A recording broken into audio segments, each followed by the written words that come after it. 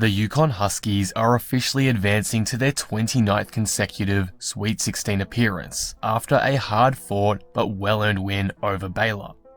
There was a lot to like in today's game for UConn, from their defense to the way they adjusted offensively after a tight first half. And even Baylor had plenty of positive things to take away from this game. UConn in particular are looking genuinely terrifying for some other top teams in their side of the bracket. So I want to break down everything from today's game in this video. Before we start, if you're new here and enjoy the video, be sure to subscribe. For more women's basketball content like this, we are so close to 3,000 subscribers, so all support would be greatly appreciated. A like on the video would also go a really long way in helping promote the game of women's basketball, so if you do enjoy, be sure to hit that like button as well. Anyway, with that being said, let's talk about UConn's dominant display over Baylor. The first big thing I loved from today's effort by the Huskies was their offense. Though they came out of the gates a bit flat, they really turned up the heat as the game went along and got to run plays through basically all of their options offensively. Their unpredictability is unreal, and I mean that in the best way possible. It's such a versatile offense, and the sets they run really make the most of that. Take a look at this clip here.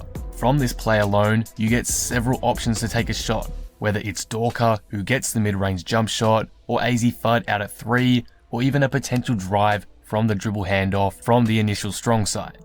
UConn's offense all really started clicking towards the end of that first quarter and into the second, as Aaliyah Edwards and Dorka Juhas became unstoppable in the paint, drawing several and ones and punishing the less physical Baylor bigs.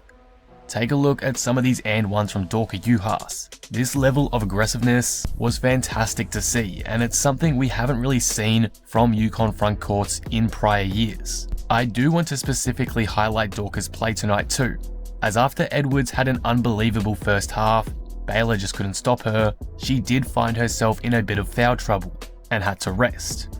In those minutes, Dorka picked up where she left off like nothing happened, and that really turned the dynamic of the game in UConn's favour. There was just nothing Baylor could do about UConn's front court tonight. AZ Fudd, though she didn't have the most efficient first half, was still making a great impact on the floor, collapsing the defense every time she touched it. Like, take a look at this play here. AZ gets cut off on her drive, but manages to wrap the ball around the baseline, feeding Aubrey Griffin. Fudd's defender continues to follow her, leaving Edwards with a clear line to the rim, which almost no one in women's college basketball can stop right now. So she gets the ball from Aubrey and finishes with ease. It's these kind of plays that highlight the insane impact of Fudd. She may not be directly involved, but she's always making UConn a far better team when she's on the floor. And that's why in my eyes, I truly see her as a generational talent. AZ's offense shone in the second half though. She finished tonight with 22 points, and her burst of scoring completely broke the game open for the Huskies. Baylor was starting to close up the paint pretty well, so Gino made the adjustment to run more perimeter-oriented plays like this one here.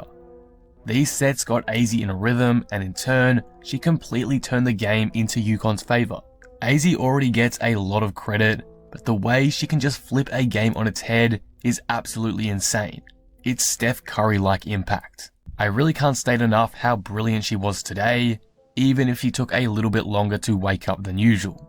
I'll definitely show a couple more clips on screen now of how she was able to ruin Baylor's defense in the second half, which up until the third was actually holding on quite well.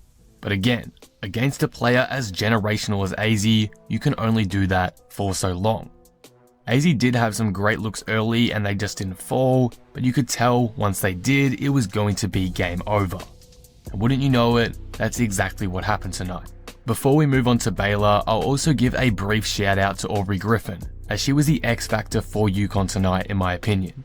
It felt like she was everywhere in this game, making clutch defensive reads, rebounding the ball at a high level, or finding teammates with smart passes like I showed before on that Aaliyah Edwards drive. Her energy was huge in this game and should not go unnoticed, so again, big up Aubrey for her performance.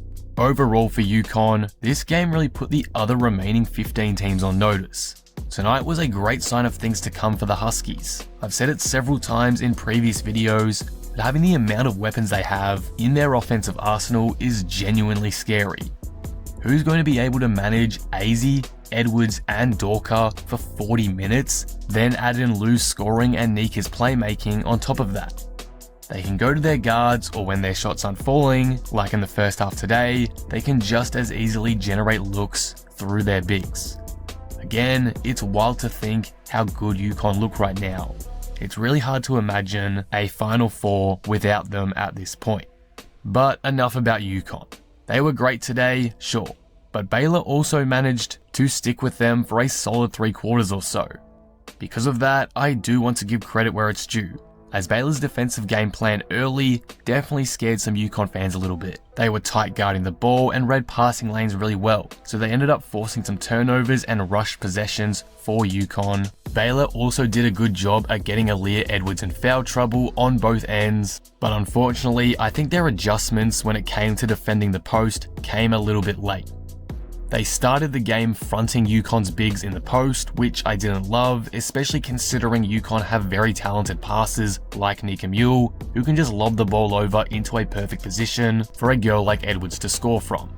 In the second half, things did change and they started to be a bit more physical in the post, but by then, girls like AZ Fudd were going off from the perimeter, so Baylor were kind of screwed from that point onward.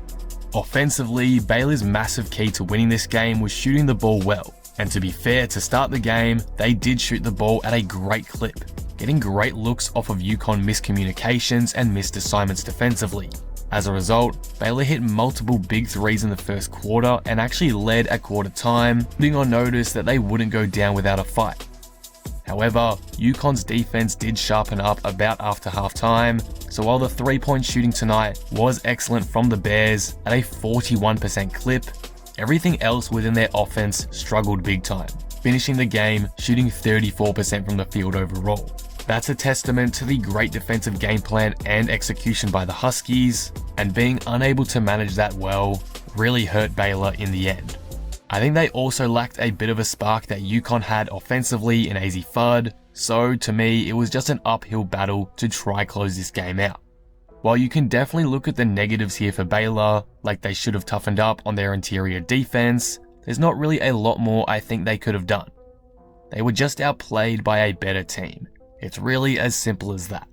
Overall though, UConn-Baylor was a very fun second round battle and properly highlighted how UConn can seamlessly adjust against a quality defensive game plan like Baylor had initially. There's a lot to be excited about going forward if you're a UConn fan, that's for sure. But what do you guys think about this?